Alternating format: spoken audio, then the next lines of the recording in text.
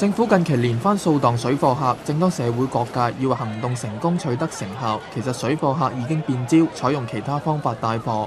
水貨客唔再局限喺上水港鐵站經羅湖過關，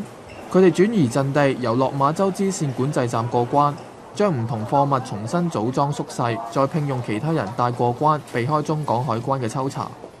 有水貨客更加睇重小朋友，聘用住喺深圳嘅家長，趁住佢哋每日接送小朋友跨境返學放學，將貨物放入書包再帶過關。小朋友孭住書包，海關關員自然就唔會刻意抽查，水貨客就可以瞞天過海繼續帶貨。雖然港鐵今個星期二開始會喺羅湖、落馬洲、上水同埋粉嶺4個港鐵站設置大型電子磅，乘客行李超過32公斤會被拒絕入閘。但我哋嘅記者喺落馬洲巡視過，並冇發現電子磅。港鐵就解釋，由於羅湖站嘅電子磅出現磅數讀數唔穩定嘅情況，需要停止使用，所以將落馬洲嘅磅暫時抽調過去。ONTV 東方電視新聞台報導。